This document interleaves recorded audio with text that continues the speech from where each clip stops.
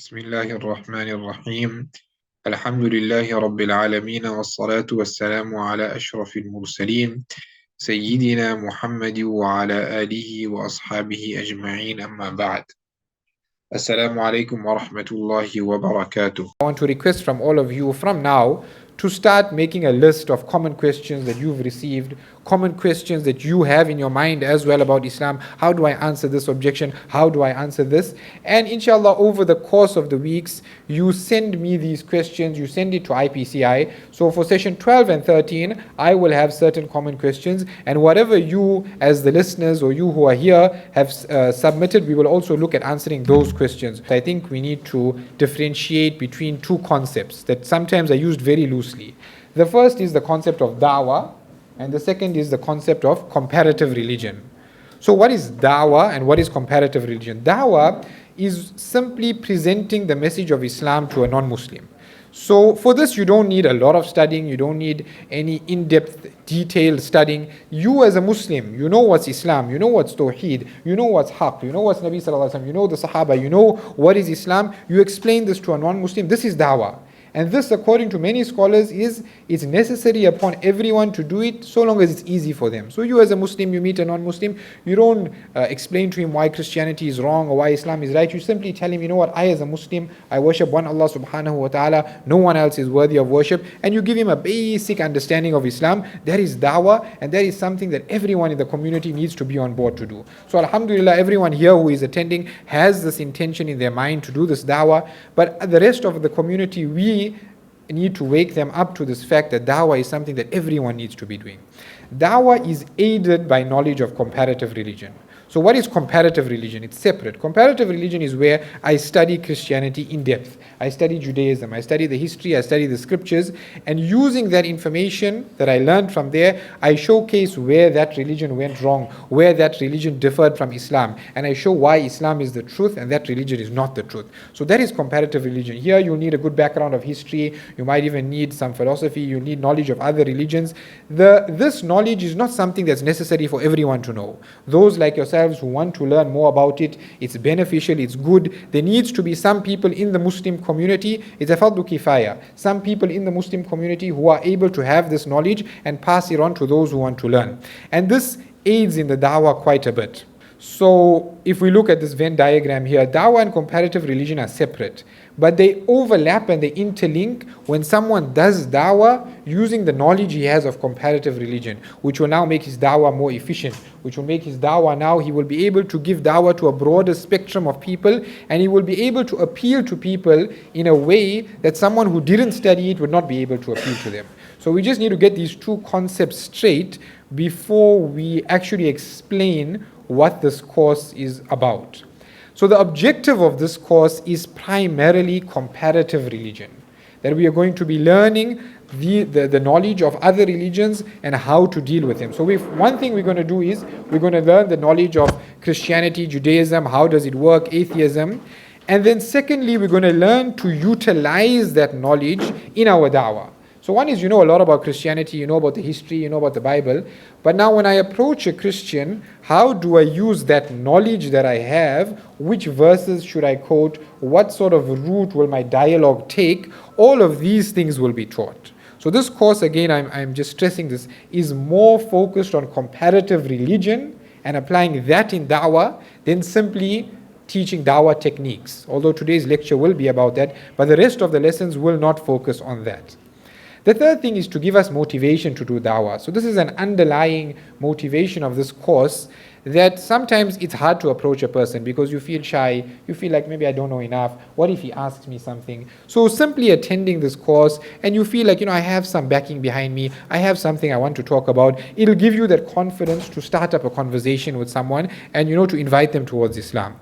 And the last thing, which is perhaps only going to be covered in this course and in this lesson and the last one, is to learn some etiquette of da'wah. And that's what we're going to do a bit of in this course, in this lesson and in the last lesson.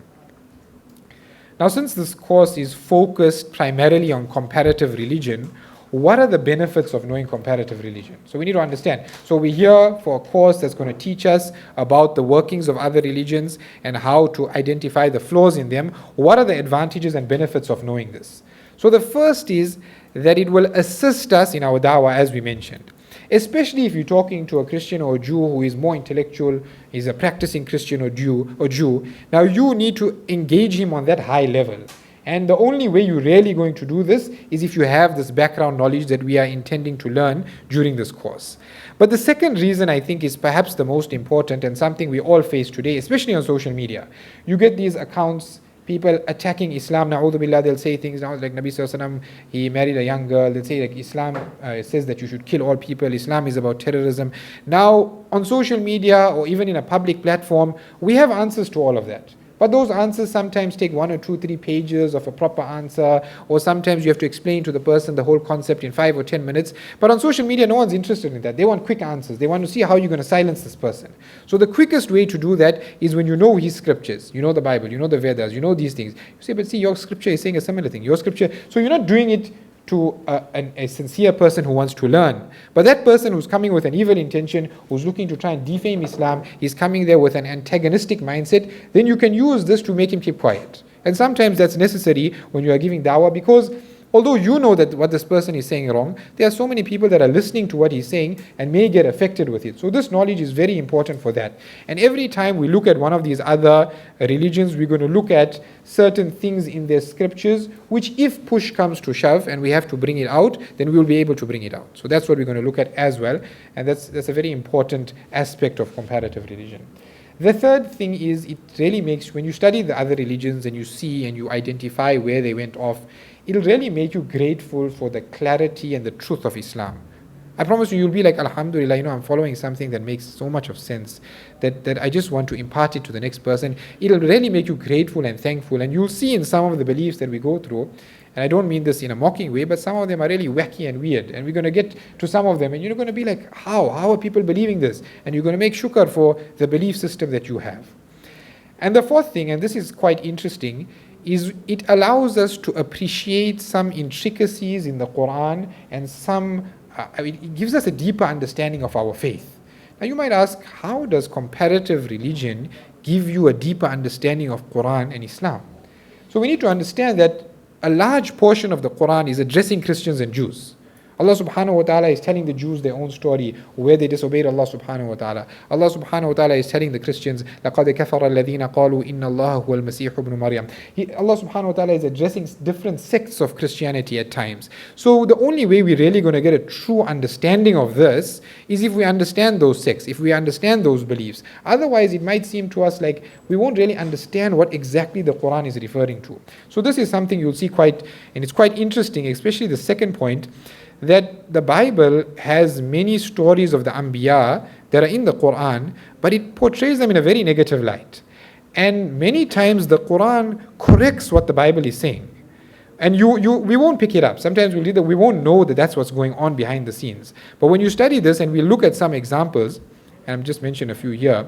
In the Bible, as we were saying, Jesus in 2 instances in the Gospels is portrayed as being disrespectful to his mother, na'udhu billah, in 2 places in the Gospels. And what does the Quran say? The Quran says in Surah Maryam, Nabi Isa alayhi salam is describing all the bounties that Allah subhanahu wa ta'ala has bestowed upon him. He says, وَبَرًّا بِوَالِدَتِي. And one of the salient characteristics that Allah subhanahu wa ta'ala has blessed me with is that I am always obedient to my mother. Now this is a direct interchanging, which we would not have realized even if we didn't study this. Another interesting one is Harun alayhi salam. In the Bible, Aaron, when the Israelites go and they make shirk with this golden calf, the Bible, na'udhu billah, shows Harun alayhi salam that he was the one who built the calf for them. How can we even imagine that? Whereas when you read the Quranic story, Harun alayhi salam is telling them, don't do this, please don't do this. And then they overpower him. Look at the example of Sulaiman alayhi salam in the Bible. Clearly they accuse Sulaiman alayhi salam of committing shirk. Whereas what does Allah subhanahu wa ta'ala say in the Quran? وَمَا كَفَرَ سُلَيْمَانَ. That Sulaiman alayhi salam did not commit kufr. So, and these are just a few examples. There's tens, if not hundreds of examples like this. And we'll encounter some of them as we study further. The other thing is the Quran mentions certain stories of the Bani Israel. And to us as Muslims, sometimes when we're reading these stories, we appreciate it. It's amazing the way the Quran describes it, but we're not understanding the greater context of it. So the Quran mentions the story of Yusuf alayhi salam, mentions the story of the exodus of Moosa alayhi salam going from Egypt to the Palestine, mentions the story of the Prophet Samuel when he appoints Talut or Saul as the leader of the Israelites. And we read these stories, they give us lessons, they're amazing. But if you really look at it in Israelite history, these were like the landmark moments for them. And Allah subhanahu wa ta'ala is showing them and teaching them certain things. So it's not just random stories. There's a reason why Allah subhanahu wa ta'ala chose these specific stories to share. And when we go through the history of the Bani Israel, we'll understand better and be able to put these stories into perspective and into line. So that's just something that I wanted to share. It's very interesting, and we'll come across a lot like this. And inshallah, it'll be interesting, it'll benefit us. But that's not the main objective. The main objective of studying comparative religion is that it helps us in our da'wah. That's the main thing.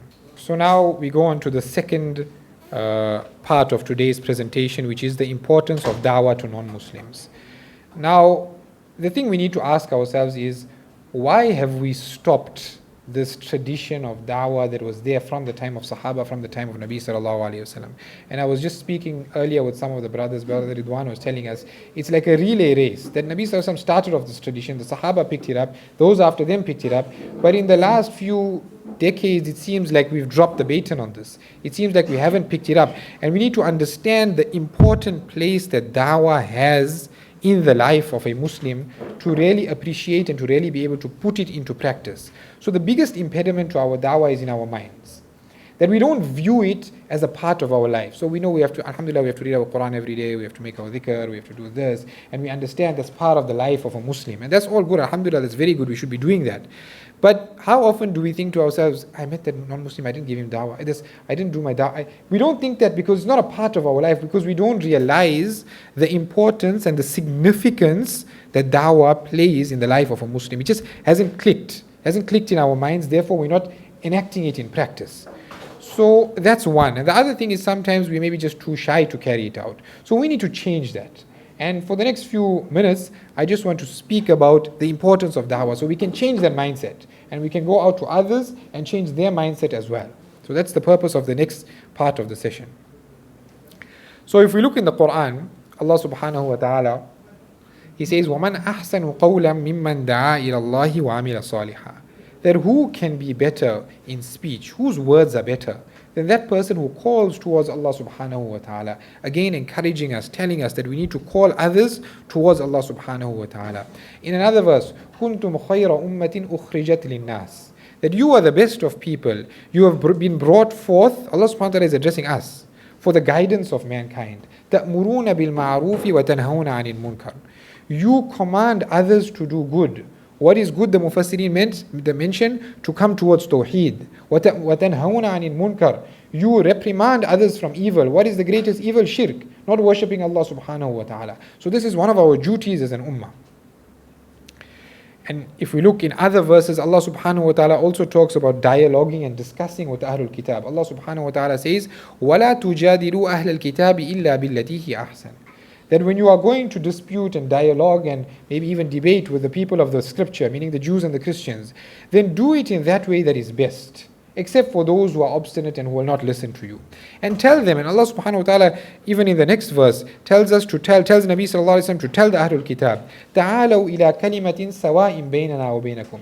Jews and Christians, let's come to some common ground between us. That we all agree that there should only be one God. And let's work from there, let's talk from there, let's dialogue from there, let's debate from there. So Allah subhanahu wa ta'ala in the Quran is teaching us the etiquette of dialoguing, of debating. And if you look in the hadith, very, very famous incident at the time of Khaybar in the 7th year after Hijrah, when the Muslims had surrounded the fort of Khaybar and they were finding some difficulty in overcoming the fort, and Nabi sallallahu alayhi wasallam gave the leadership to Ali radiallahu an. And Ali radiallahu an, he took the flag and he asked Nabi sallallahu alayhi wasallam, should I fight them until they become Muslims like us? And Nabi sallallahu alayhi wasallam told him, wait, take it easy there. You have to still give them da'wah to Islam first. And then Nabi sallallahu alayhi wasallam told him this very beautiful saying, فَوَاللَّهِ لَأَيَّهْدِيَ اللَّهُ بِكَ رَجُلًا وَاحِدًا خَيْرٌ لَكَ مِنْ حُمُرِ النَّعَمِ.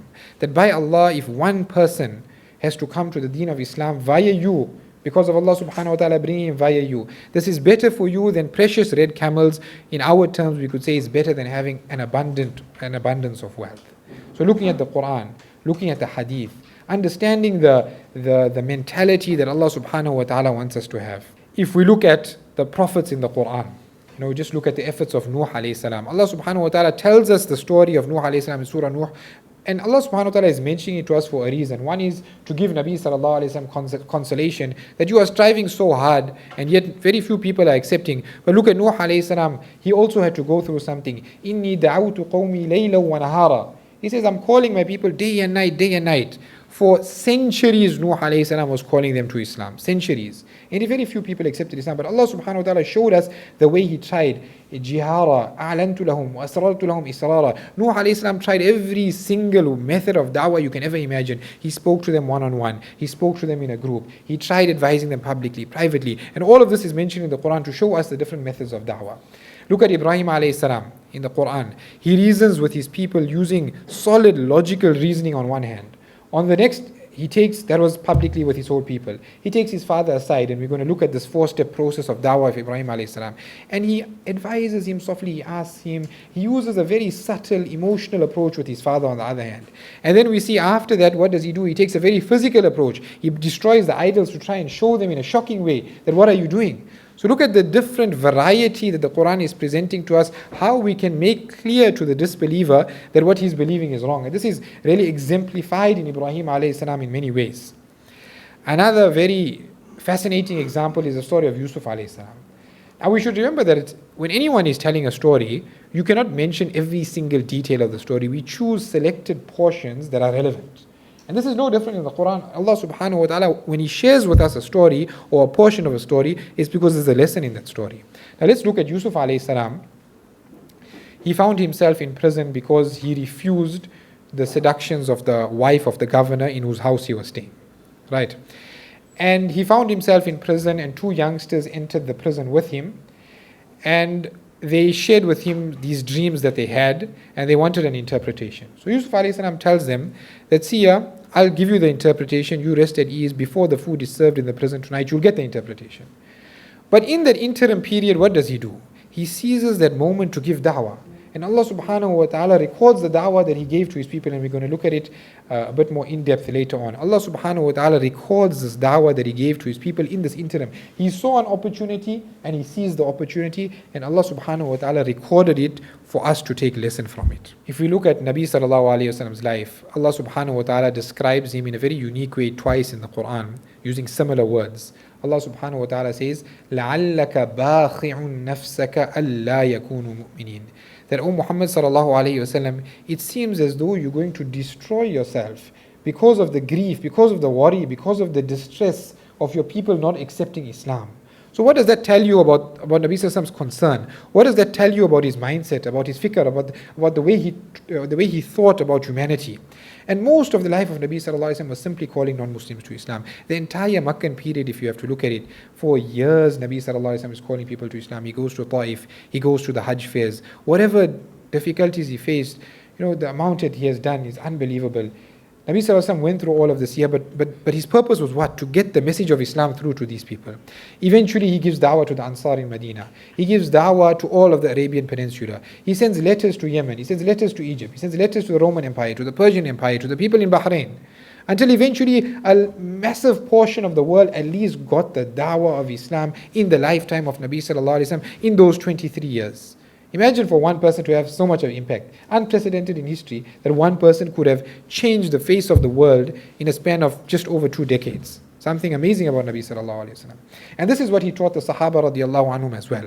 Look at the example of when the Muslims migrated to Abyssinia, and Ja'far radiallahu an is summoned to the court of the king, and he asks him to explain to him what is Islam. And this is recorded in Musnad Ahmed, the entire da'wah of Ja'far radiallahu an. And what a beautiful call he gives to this king, the Najashi, who eventually becomes a Muslim as well. So where did he learn this from? He learned this from Nabi sallallahu alayhi wasallam. The Sahaba knew how to explain to Islam, to the people they were talking to, in such a way that those people immediately understood that what they were upon was wrong and this Islam was right. And this is something Nabi sallallahu alayhi wasallam taught the Sahaba. Look at the example of Mus'ab bin Umair. Sorry, there's a mistake on the side. I got Zubayr. Mus'ab bin Umair. Nabi sallallahu alayhi wasallam sends him to Medina Munawwara before the hijrah. He sends him with the sole purpose of paving the way for the Muslims who are to make hijrah to Medina Munawwara. Moosa bin Umair goes with one other Sahabi. He goes to Medina. Medina at that time, there's not a lot of Muslims. The Muslims are in the minority. He starts going family to family, inviting people towards Islam. The leaders of the Ansar in Medina Munawwara, Sa'd bin Mu'adh, Usayd bin Hudayr, they don't take kindly to a stranger coming to their lands and calling people towards Islam. They go to Moosa bin Umair and they tell him that, see here, you know what, if you don't leave from here, something bad's going to happen to you. Please stop trying to deviate our people. Look at the calmness and confidence of Moosa bin Umair. He tells them, see, you know what, I'll listen to you, I'll go, no problem. You want me to go from here, I'll go. But just listen to my da'wah 5-10 minutes, just take some time. Let me give you da'wah 5-10 minutes. If you don't like it and if you think I'm wrong, then I'll go. Confidence in his da'wah. And what does he do? He explains to them, he speaks to them about Quran, he speaks to them about Tawheed, he brings them to the life of Nabi sallallahu alayhi wasallam. And eventually, by the time Nabi sallallahu alayhi wasallam enters Medina, the majority of the population of Medina is already a Muslim. Is already Muslims. Imagine that. Imagine the ability that the Sahabi had to give da'wah. Where did he learn it from? From Nabi sallallahu alayhi wasallam. Look at the example of Abdul Rahman bin Auf radiallahu anhu. In the 5th year after Hijrah, Abdul Rahman bin Auf radiallahu anhu, he is sent by Nabi sallallahu alayhi wasallam to a place in Dawmatul Jandal to give da'wah to the Banu Kalb tribe who are living there. Nabi sallallahu alayhi wasallam ties his turban for him. Nabi sallallahu alayhi wasallam gives him some advices on remembering Allah subhanahu wa ta'ala, on how to give the da'wah. Nabi sallallahu alayhi wasallam sends him off. He goes there, he gives da'wah to these people, they don't accept Islam. For 3 days he remains there dialoguing, debating, discussing with them. On the 3rd day the entire tribe accepts Islam. Abdul Rahman bin Auf himself radiallahu anhu even marries into the tribe. So what's the point I'm trying to get across here? Is that Nabi sallallahu alayhi wasallam taught the Sahaba a method of giving da'wah that was so successful. And these are just a few examples out of the seerah, out of so many other examples we can give. That the Sahaba knew how to explain Islam. And this is something that was, it was fundamental to them. It was part of their nature. It was inherent to them. And this is something that we need to bring back into ourselves. Look, another example, the Christians of Najran, they came to Nabi sallallahu alayhi wasallam. Nabi sallallahu hosted them in Masjid al-Nabawi. He again, using the Quran, he debated with them, he dialogued with them, he showed them why Christianity was wrong. This was the mentality, the overriding, arching way of looking at things of Nabi sallallahu alayhi wasallam, that the message of Islam needs to spread. And that is one of our fundamental reasons of being here as Muslims, is to spread this message of Islam. We need to bring that back. So after Nabi sallallahu alayhi wasallam, and if we just look at the world today and how far Islam has spread, already 2 billion people are Muslims. Then Muslims picked up the baton and they carried on. And we see that within 100 years, there was already an Islamic empire, the Umayyad Empire in Spain. Islam had already reached China, not in the form of an empire, but in Muslims who had already reached there. And in these lands, most of the people accepted Islam willingly. There was no forced conversions, unlike what you might hear online. People accepted Islam willingly. And a great evidence for that is places like Nigeria, Malaysia. No Muslim army ever set foot there. Yet those are Muslim majority countries, almost Nigeria is 50-50, Malaysia is about 60-70%. Why? Because of the da'wah of the average Muslim. And we're going to look at 3 case studies throughout history, just in brief, of how Muslims would give da'wah. So we understand that this thing continued after the Sahaba, after the Tabi'een. Going throughout history, this was a continuous phenomenon. So let's look at some examples of exceptional da'wah work that were done throughout our Islamic history. The first example we look at is when Muslims were in charge and ruling non-Muslims. And we need to understand, for most of our history as Muslims, Muslims were the dominant force in the world. That there was always a Muslim empire who was ruling, let's say, a majority of the world, or who the rest of the world feared. It's only now that things have really changed. So Umar bin Abdul Aziz, in his time, he ruled from the year 99 to 101 after Hijrah. This was about 90 years after Nabi sallallahu alayhi wasallam had already passed on. And by the time he was ruling, the Muslim borders had expanded greatly. They had already, as I said, they moved into Spain. They had already gone, a lot of Asia was already conquered. And Muslim lands were very vast, but the number of Muslims had not grown that much. Because Muslims were more worried at that time about spreading the borders, about getting a bigger land space. And Umar bin Abdul Aziz saw this, and this is a very great evidence for us also, that these reforms of Umar bin Abdul Aziz proved clearly that no one was forced to convert.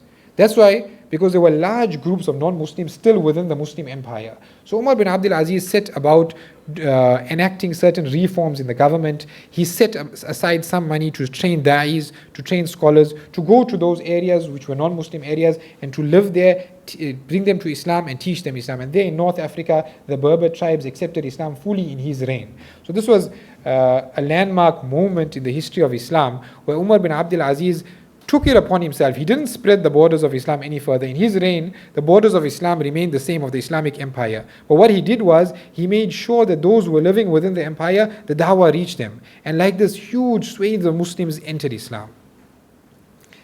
The second example that I do want to show is a very, very interesting example, is when Muslims were ruled and were dominated by the Mongol Empire. The Mongol Empire is infamous in history for their extremely brutal, ruthless conquering of most of the known world.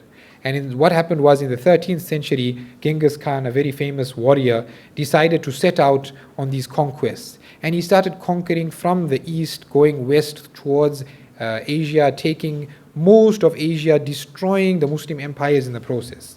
And in the year 1258, the capital of the Muslim empire at that time, which was Baghdad, was completely destroyed, massacred. And historians who speak about this, and I don't think they were even exaggerating, they mentioned that like the blood was flowing in the streets.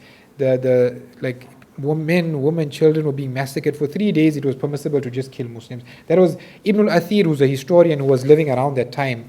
He's writing in his book of history that we have available today, that the events are so brutal, I don't want to write about it, but for the sake of history, I'm just going to record it. So Muslims suffered a huge setback throughout Asia, and even in Turkey, they were completely wiped out. Only the Mamluk Empire managed to stand up to the Mongols and preserve the Muslim empire there.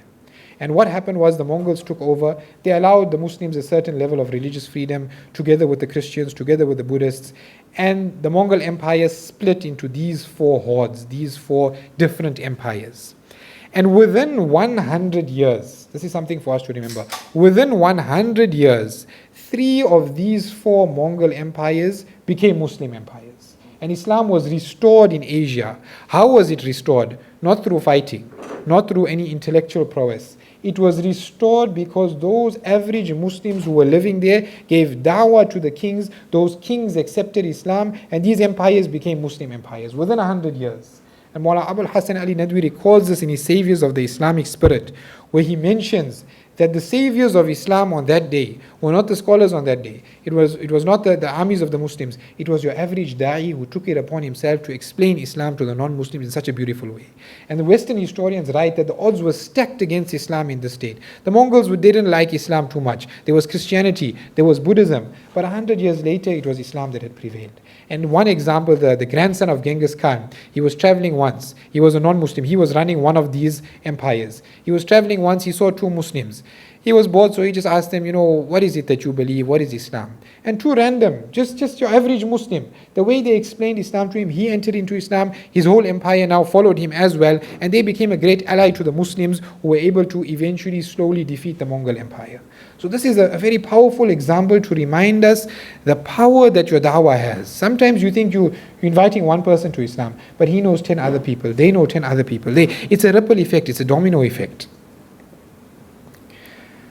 The third example is one of expanding without armies. So in the Malaysian archipelago and Nigeria, we see that Islam entered there slowly. So in the 7th century, the Sharif of Makkah sent a da'i referred to as Sheikh Ismail. It's not me, someone else, Sheikh Ismail, to spread Islam in North Sumatra, which is there in Malaysia. Within 50 years, one of the major cities was already Muslim. About 50 to 100 years later, another da'i comes and converts another city. These 2 cities now build centers of Islamic learning, and today when we look at Malaysia, 70% is already Muslim. But how did it start? It started with, again in this place, with one man's dawah. If you look at Nigeria, it was a long process of Islam coming into Nigeria. Sheikh Uthman Danfodio, very, very famous scholar, is known for his jihad, is known for his scholarly abilities, is also known for his dawah. And when the history books speak about literally cities and churches converting to Islam, churches converting to masjids, almost overnight because of the powerful dawah that he gave. So I want us to just understand from this that there's a heritage, there's a legacy left behind by the Muslims before us. That they left something for us to take up. They left something for us that we have to pick up this and we have to carry it on, we have to continue this effort. And we need to understand and look at things the way they looked at things. That this is who I am as a Muslim. Muslims are associated necessarily with the spirit of Islam. It doesn't work any other way. Some other reasons which will, give us motivation to do da'wah. The first is the reward. Think about it. Nabi sallallahu alaihi wasallam says, "Man dalla ala khairin falahu mithlu ajri fa'ilihi." That person who shows someone some goodness and that person carries it out, the person who showed it to him will also get a similar reward as that. Imam Abu Hanifa in his Al-Alim wal-Muta'allim mentions there is no action which possesses more reward than a person entering into Islam with the kalima la ilaha illallah. So imagine you bring one person into Islam, how much thawab you're getting. And the actions he does after that will also be inshallah on your scales of thawab on the day of Qiyamah. Then contributing to a better society, that the more Muslims they are, the more people who are likely to try and follow Nabi sallallahu alaihi wasallam, the more people they are who are likely to have better akhlaq, the more people we bring to Islam, the better our society will be. The closer we will be to achieving the goals that Islam wants us to achieve. So this is just, we're going to have an interval now and a small break, but this is basically what I wanted to convey in this part, is that we need to just flick that switch in our minds, that mental switch that tells us I need to do dawah right now, maybe not for us, but for people we know it's switched off at the moment because they don't. It just takes a mental change, a small mental change, and we need to one flick it on in our brains, and everyone we know, let them flick it on as well. So hey, wait, whenever I meet a non-Muslim, I can bring him towards Islam. I got something to offer him. I can call him towards Islam. If this is just flicked on in all of the Muslims we know, the domino effect will be something that's unimaginable. So inshallah, this first session, we'll just take a small 15-minute break. So inshallah, where we left off, I think we were all on the same page that we understand that there's a need for dawah. There's a need for dawah in our country. There's a need for dawah worldwide. And this need can be fulfilled only by us as everyday Muslims on the ground, whoever we meet, passing the message on. And perhaps even more importantly than that, passing the message on to fellow Muslims and informing them of this responsibility as well. That may be just as big a need as us going out to the non-Muslims. So get everyone, all Muslims on board with this.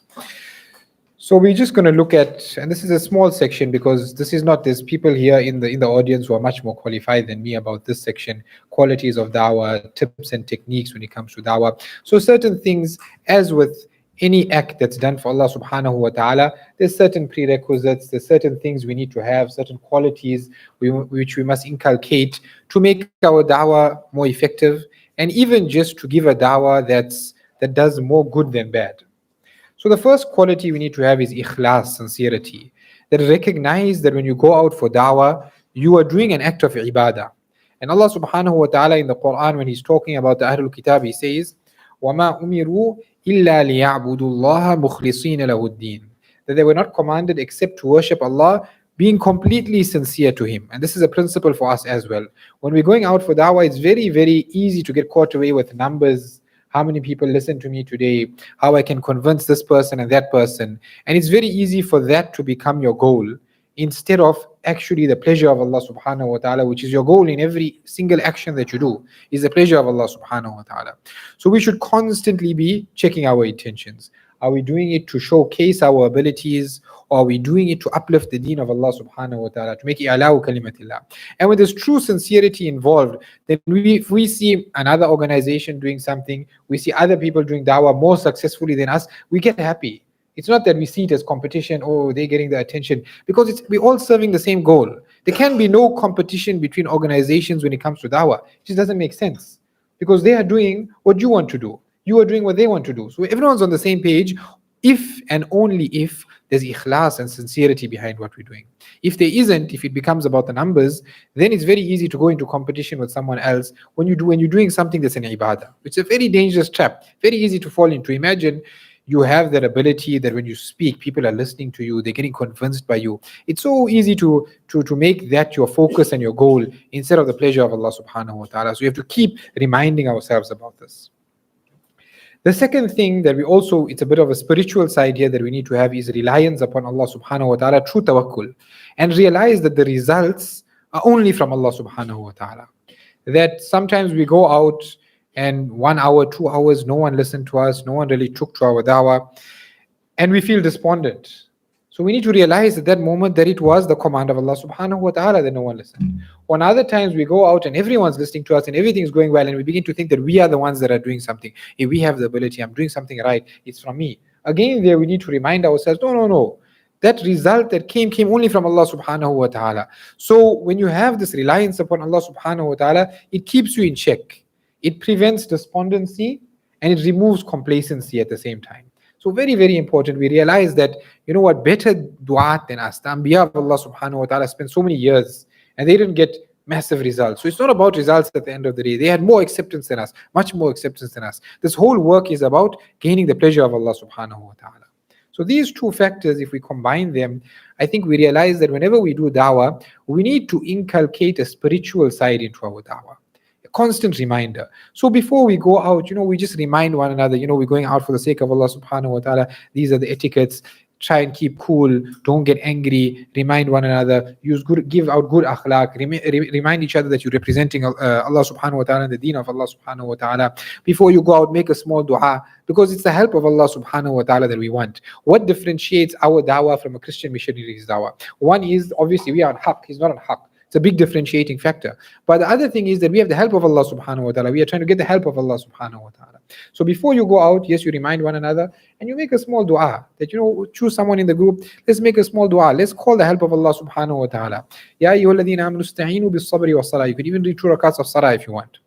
The third thing we should do is that we should engage in dhikr as we are walking, as we are going out. Whenever we're not actively engaged in dawah, then we should be making some dhikr on our tongues. And what's the proof for this here?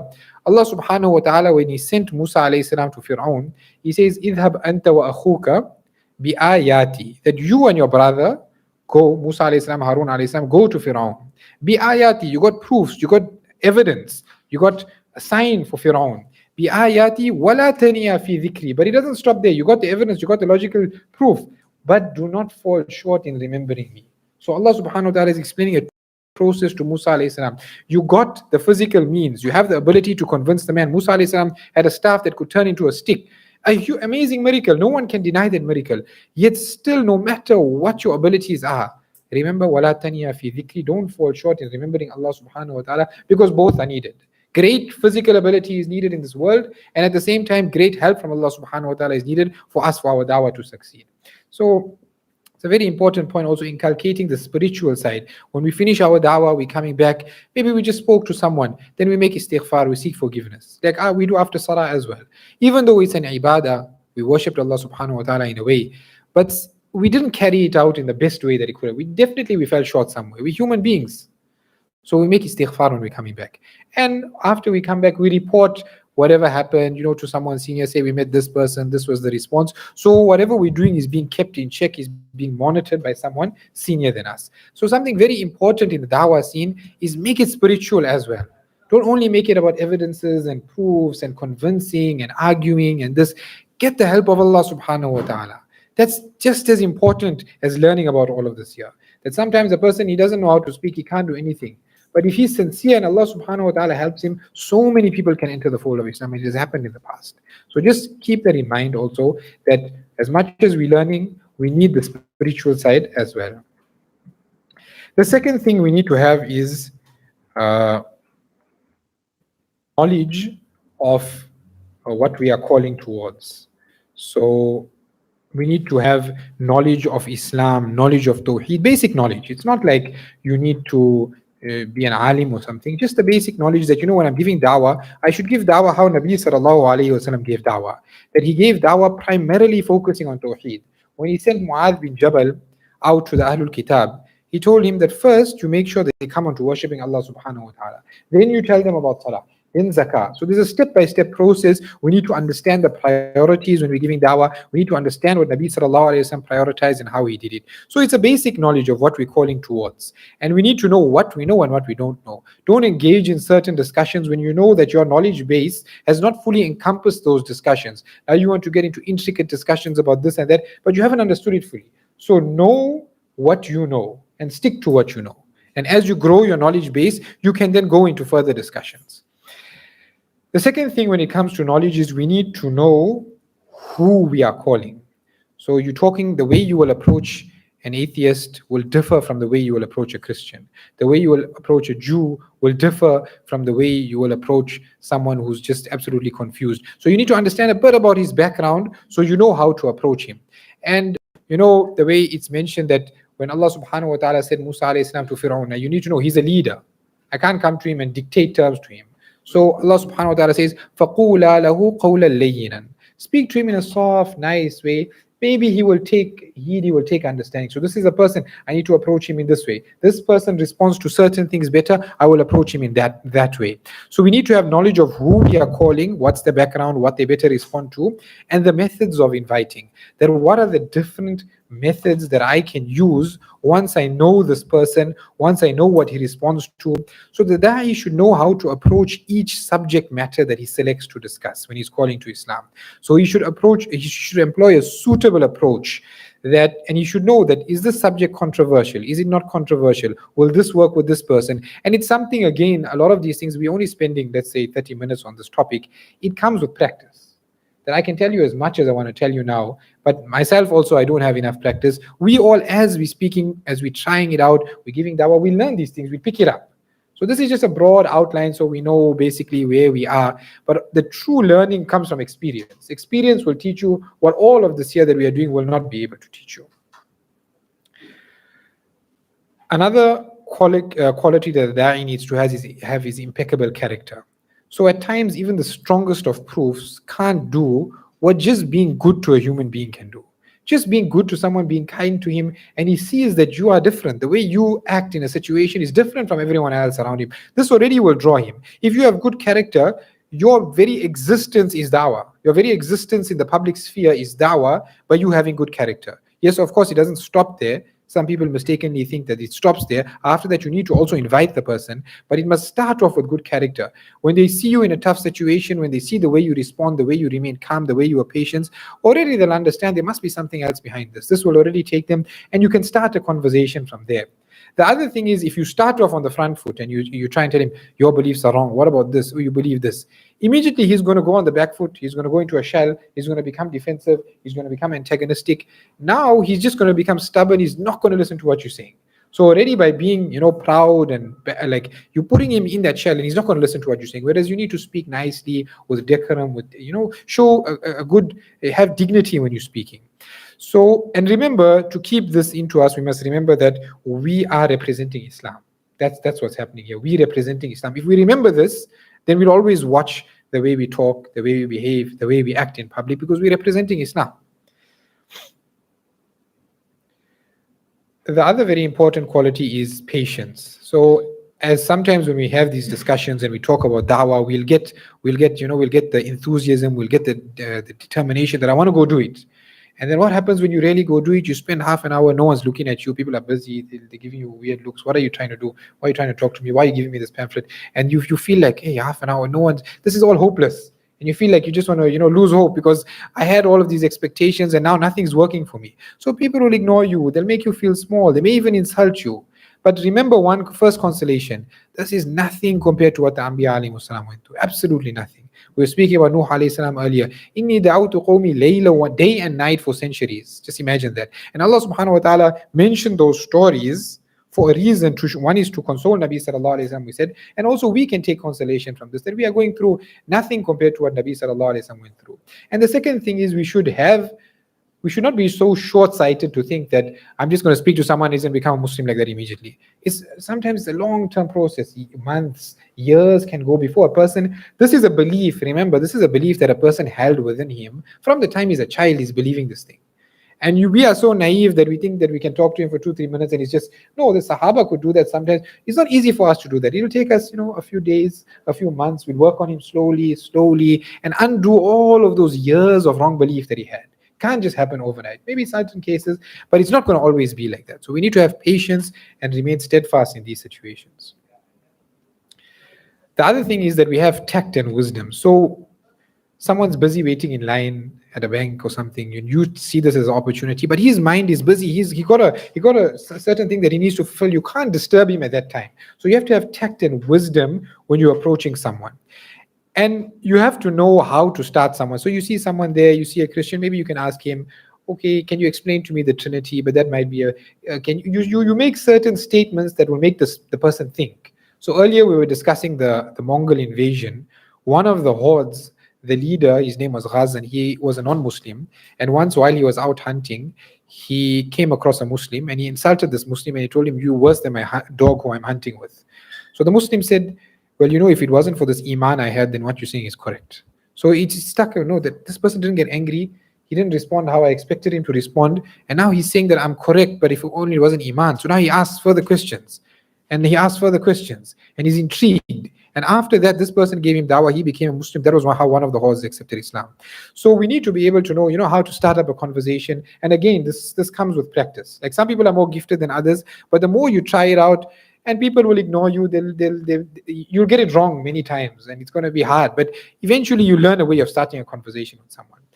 And the third thing is we need to try and make our dawah have maximum impact. So an example from the Quran is when Musa alayhi salam went to Fir'aun.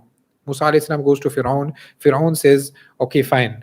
You think that you are a Nabi from Allah. Let's test you, verse you against my magicians. So Musa alayhi salam realizes this is an opportunity for dawah.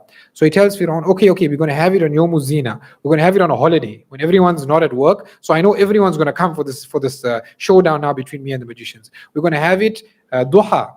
At 10 o'clock, I know everyone will be awake. It won't be too early in the morning, not too late in the night. It'll be bright. Everyone will be able to see. They'll be able to see the difference between a miracle and magic. So look how Musa alayhi salam maximized the reach of his dawah. He had it at a day where he knew everyone will attend. He had it at a time when he knew everyone will be able to see. So again, when you're doing something, when you're having a public lecture, when you're giving dawah, try and maximize the reach that it has. This is a lesson we can take from the story of Musa alayhi salam. Another very, very important thing is consistency.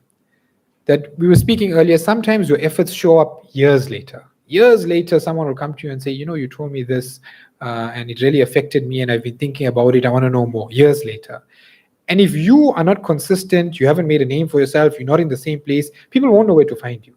So I know this is my first week I'm here at IPCI, and people just know IPCI. So someone will have a friend who he wants to convert to Islam, he'll bring them here. Without any effort, we won't be doing it. People will just walk in and say, I want to convert this person, because they know you've been consistently doing the same thing for years, for decades now, that people know that, hey, these are the people I can turn to. If I got a problem here, I'll turn to this person. If I got a question, I'll come here. Non-Muslims, hey, I got a question about Islam, let me come here. So that consistency, even as an individual, people know where to find you. As an organization, people know where to find you. It'll really, in the long run, make a much more lasting impact if you have that consistency as a da'i. So just as something also that important for us to remember. Now let's look at some Quranic examples of dawah. Just two. The first is very, very interesting. The dawah of Ibrahim alayhi salam to his father. And this is a model that Allah subhanahu wa ta'ala put in the Quran of not only giving dawah to Islam, also anyone who's doing something wrong as your Muslim brother and you want to try and get him off it. This is a 4-step process that Ibrahim alayhi salam used with his father in the Quran. One of the many, many different dawah methods that were presented to us in the Quran. So let's look at this 4-step process. So the first thing, Allah subhanahu wa ta'ala tells us the story. Ibrahim alayhi salam says, Ya abati, lima ta'budu ma la yasma'u wa la yubsiru wa la yughni anka shay'a. Why are you worshipping these other deities? Why are you doing this? Explain to me your perspective. I want to understand how you're thinking. So step 1 in this process, Ibrahim alayhi salam, what he does, he inquires. He asks them, okay, so you believe this. Tell me why you believe this. You're a Christian. Why do you believe in the Trinity? What's the reason? I want to understand where you're coming from. So you can see the first step of Ibrahim alayhi salam, very tactful, very wise. He tells his father, please, explain to me. I want to learn where you're coming from. I want to know. The second thing he says, Ya abati, inni qad ja'ani min al-ilmi ma lam ya'tik. Oh, my father, I have some information that has come to me, some knowledge that has come to me that you don't know.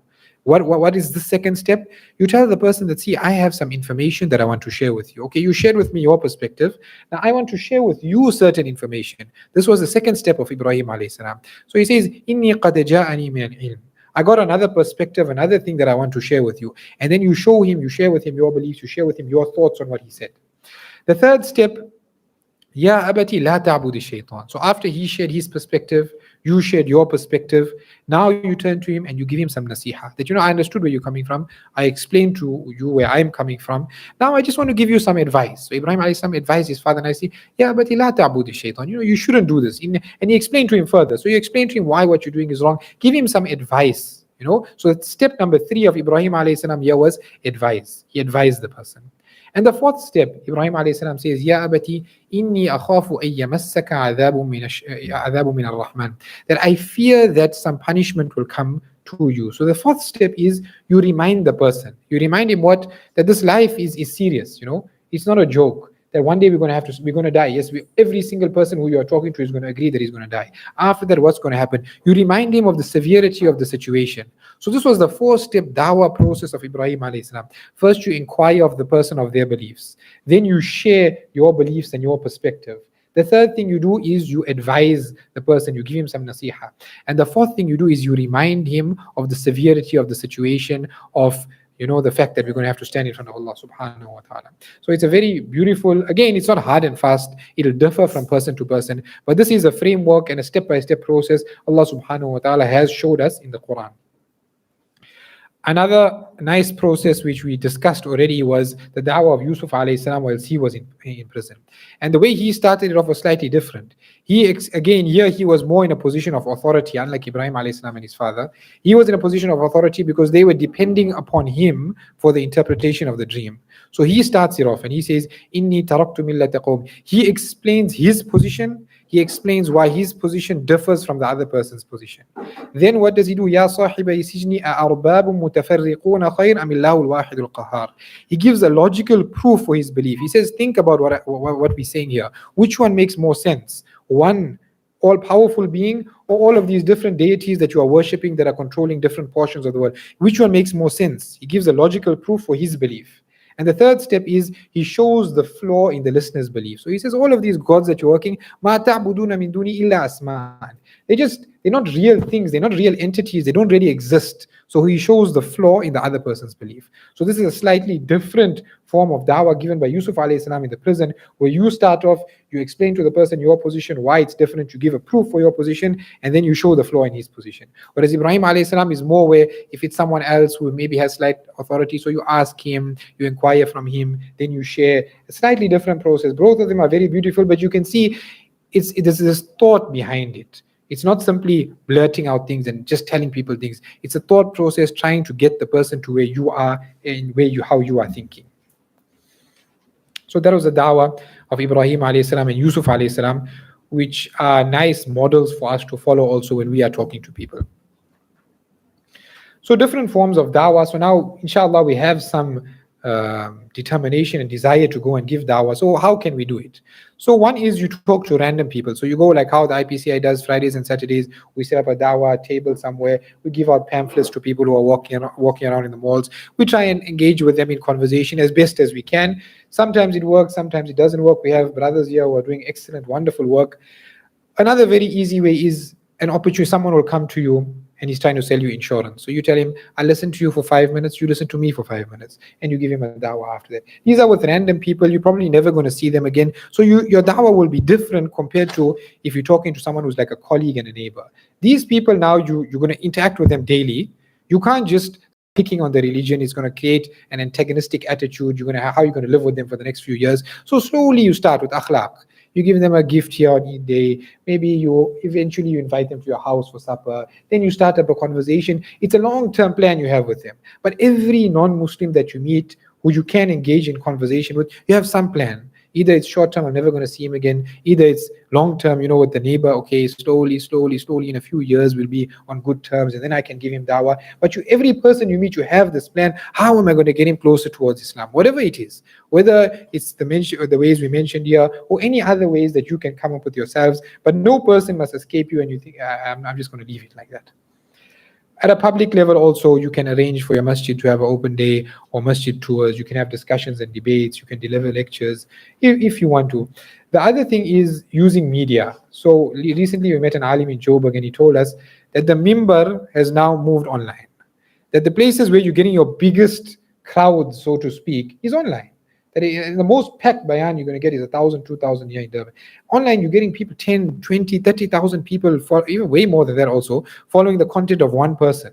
So it's important that we make use of these means. Whether it's YouTube, you start a YouTube channel, slowly you release information, people over time. Similar with Instagram and Twitter, every day you just put out one piece of nasiha, one piece of nasiha. Over time you gain a base of followers, and then your dawah reaches further and further and further. This one piece of nasiha, you don't know who it's going to reach, who it's going to affect, but you try and make an impact in that sphere. Because there's too many people in the online sphere who are making impact, who are giving off the wrong message. So we need to be in that circle and try and influence that circle as best as we can with whatever media tools we have at our disposal. And lastly, here we're just going to speak about innovative means to aid in your dawah. So as much as what we're speaking is haqq, it's true, we're talking about Islam, but the way it's packaged makes a difference. So if I can speak English in a really amazing way, it'll take the person will be more likely to accept what I'm saying. It's just how life works. So we need to work on the way we speak, the way we give the dawah. We need to be able to read people and their personality types. And even when we're having a dawah stand or something, we give away free meals, we try and draw people in with whatever methods we can use. And before we close, just a point I want to make, that when we're giving dawah, what is our objective? Our objective is to make someone into a Muslim, not to just get him to say the Shahada and think my job is done there. Too many times a person is just, okay, right, you said it, right, I finished, I did my job, and now I made someone a Muslim today. And you're very, very happy, I made someone a Muslim, finished. But that's not our objective. That's one, okay, he said the Shahada. Did he understand what he was saying? Did he really understand, okay, I'm worshipping one Allah, I'm leaving behind all the other date? Did he even understand that when he said that, he just said those words? So your goal is greater than just getting him to say the Shahada. It's to make him become a Muslim and really understand what he's saying. And beyond that, also see that he has classes to go to, revert classes. That's the whole package here. That's what we're aiming when we're saying dawah. It's sometimes, I mentioned this, it's just that we want that quick result. So we make a person who doesn't understand proper English just repeat after us the kalima and we feel happy in our hearts. But again, that's not our objective. The objective is something further than that, greater than that. You have to take some time on each person to get them to understand exactly what they're saying. So we all need to be on the same page when it comes to that.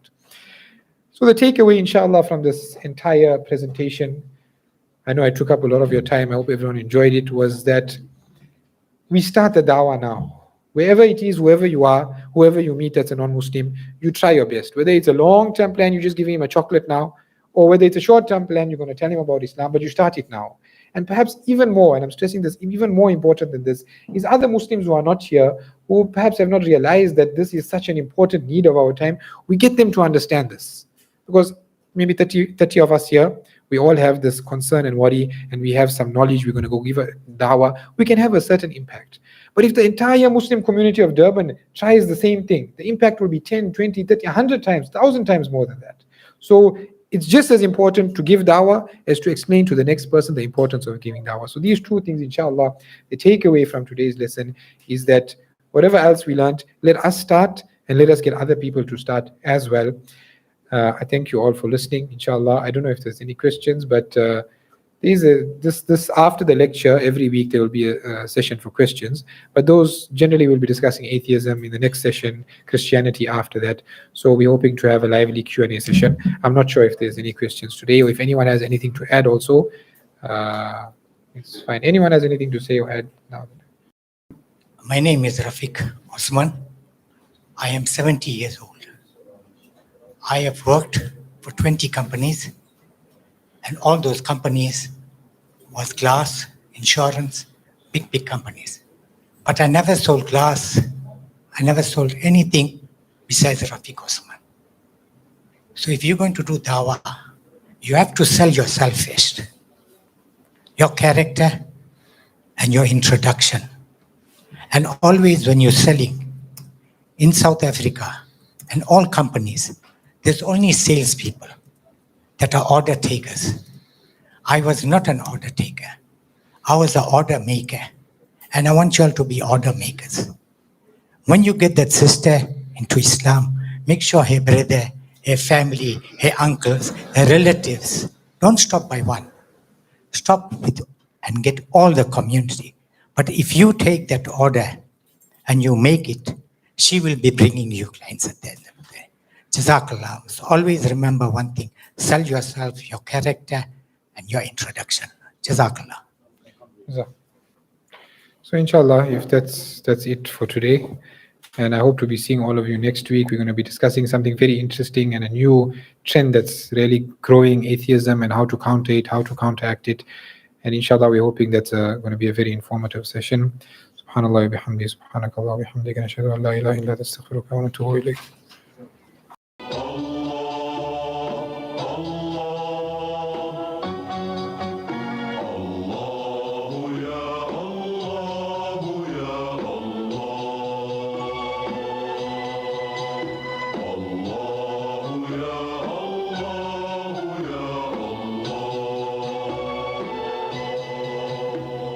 إلهي أنت الحليم العليم العظيم الرحيم السميع البصير